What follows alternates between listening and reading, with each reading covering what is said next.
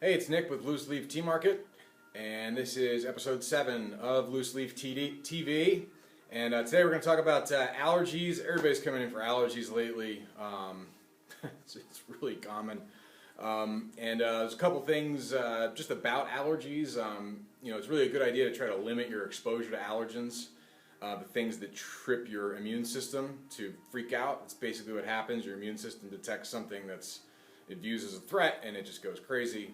And then your eyes, your nose, everything just goes nuts. So, I know it sounds, a lot of you probably have already tried that. You might have already had testing for food allergies. You might have already been tested for animal allergies, gotten rid of your pets, whatever, and you still have these issues. But some people can get relief by removing different things from their environment. For example, I was talking to somebody in the store once who was asking about allergies, and I went through this long, dairy, gluten, yep, tried that, nightshades, tried that, did you get tested for this, tested for that, yep, tried that, I don't know what it could be. I said, well, do you have any pets? And she goes, yeah. I said, well, what do you have, dogs, cats? She said, dogs. I said, how many? She said, 10. She had 10 dogs, 10, right? And I was like, that's a lot of animals. She said, yeah, they sleep with me. Sometimes I wake up and they're like on my head. I'm like, you're breathing in animal fur like 24 hours a day. So, I mean, I'm not going to get between a pet owner and their animals, but, it really wasn't, not much she can do because she's clearly allergic to animals, or at least that number of them. So, it is important. Sometimes you have to make some lifestyle modifications. Sometimes it works, sometimes it doesn't. People ask about honey a lot for allergies. Yeah, it can work if what you're allergic to is what the bee who collected the pollen and made the honey. What plant was that bee pollinating? If it was pollinating mesquite and you're allergic to mesquite, then yeah, it can help you. If you're allergic to orange blossom and the bee that made the honey was nowhere near orange blossom, then it's probably not going to help. But that's why they say that local honey can help with allergies. But the bee has to have been pollinating something that you're allergic to in order for it to make a difference. So other than that, there's actually, we don't usually talk about these. We carry a lot of different supplements, capsules, and tinctures, and there's something that that actually works really well for a lot of people. It's called nettle. You might have heard of this. It's actually kind of known to be one of the most nutritious, safest herbs to use. It's totally safe. It's practically benign. Really great for your kidneys. It does a lot for you.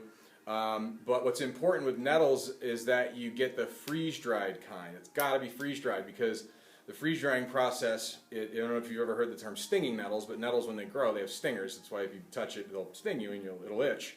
Those stingers have something called formic acid, and the formic acid is what helps with allergies. And if the nettles aren't freeze-dried, they'll still be good. You can use them for lots of other things. They'll still be good for your kidneys. They'll still be really great nutritionally. But that formic acid won't be there anymore. It'll have broken down a long time ago, and you won't get that effect on your allergies. So if you're going to try nettles, it's got to be freeze-dried. Second thing is, especially if you have you're really stuffed up, this is also great for a cold, just a cold in general, if you're stuffy nose.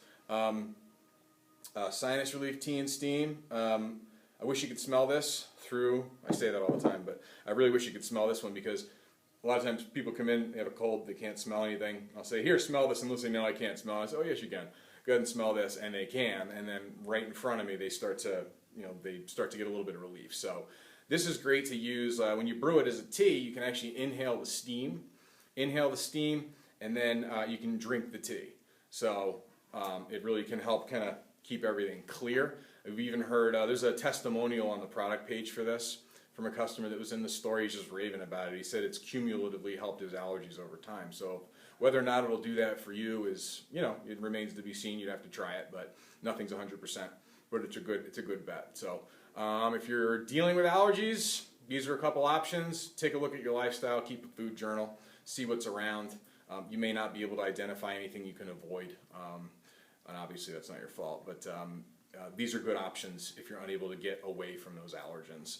So again, it's Nick at Loose Leaf Tea Market, and we will see you soon. Thanks for watching.